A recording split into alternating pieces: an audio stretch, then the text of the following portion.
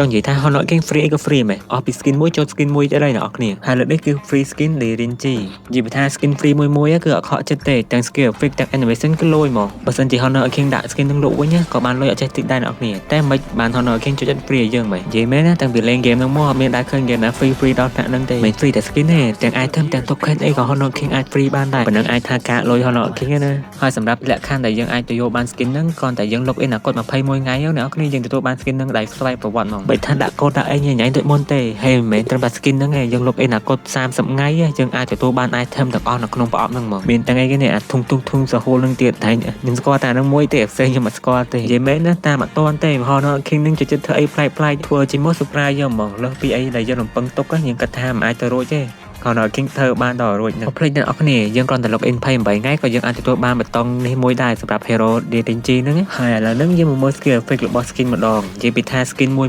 free មែនតែចេញមកមិនចាញ់ epic មិនចាញ់ legend ហ្មងទេខ្ញុំមានអារម្មណ៍ថាឆ្លាញ់ skin នេះហ្មងទាំង skin ទី1ទី2អីគឺចេញមកគឺពណ៌ស្អាតហ្មងវាធ្វើឲ្យយើងមានអារម្មណ៍ថាមិនមែនជា skin free ដូចយើង skin ហ្នឹងយើងទិញអស់តម្លៃថ្លៃអញ្ចឹងវាខុសពី skin free ផ្សេងមុនណាយកមកឲ្យខ្ញុំអត់សូវដែរលេងទេខ្ញុំទុកចោលតែ skin នេះខ្ញុំមានអារម្មណ៍ថាចង់លេងហើយមិនត្រឹមតែប៉ុណ្្នឹងទេសម្រាប់ log in ថ្ងៃទី3ដល់ថ្ងៃទី6ខែ10ហ្នឹងយើងទទួលបាន skin mythic skin legend skin limit យើងលេងបាន free ហ្មងរយៈពេល3ថ្ងៃហ្នឹងអញ្ចឹងត្រូវប៉ាន់គ្នាយើងទេសម្រាប់គ្នាយើងអត់តមាន skin លេងអីអាចសាកចូលលេងបានហើយអញ្ចឹងណាថា skin ណាយើងស្រឡាញ់អីយើងសំ token ទិញទៅហើយវីដេអូថ្ងៃហ្នឹងក៏មានប៉ុណ្្នឹងដែរអ្នកនរគ្នាអញ្ចឹងជួបគ្នានៅវីដេអូក្រោយទៀត